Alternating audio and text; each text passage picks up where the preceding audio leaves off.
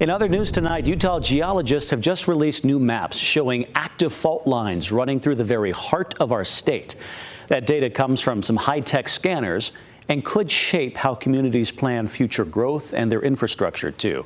Our Southern Utah correspondent Cannon Seacrest breaks down what they found.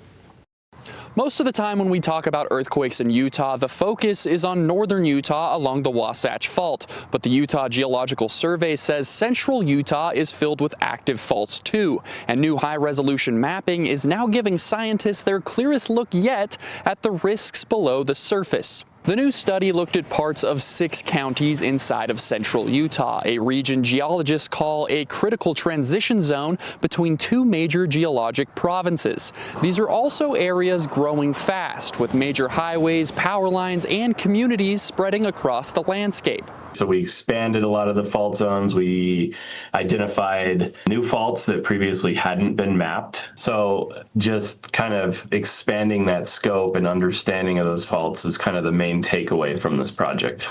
And to find those previously hidden faults, geologists turn to a technology called LiDAR, using it to map and plan routes before getting boots on the ground. It's collected from an airplane or a drone, and it's a laser scanning technique so that we can see what the ground surface actually looks like under vegetation. That data revealed some of the most complex fault zones around Richfield and the Sevier Valley, an area with long earthquake history, including 2 of the largest ever recorded in Utah, a magnitude 6.6 in the Tusher Mountains in 1901 and a 6.0 near Elsinore in 1921, both causing damage throughout the valley. The amount of new faults and complex fault zones that we identified around Richfield and the Sevier Valley is probably one of the highlights of this project. And yeah, that valley is just growing so fast that it's really important to have this new mapping to help plan better for the future. The new maps, they hope, will help cities and counties plan smarter development. But even with these new maps, it's still important to stay on your toes. It's really hard to predict earthquakes like that. We can't say whether there'll be another one tomorrow or in 100 years.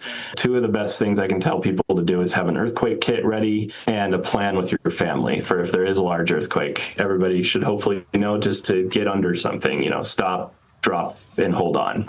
The new fault maps and hazard zones are available online through the Utah Geologic Hazard Portal, where homeowners, developers, and local leaders can look up their area and see the latest data for themselves. Reporting in southern Utah, Cannon Seacrest, ABC 4 News.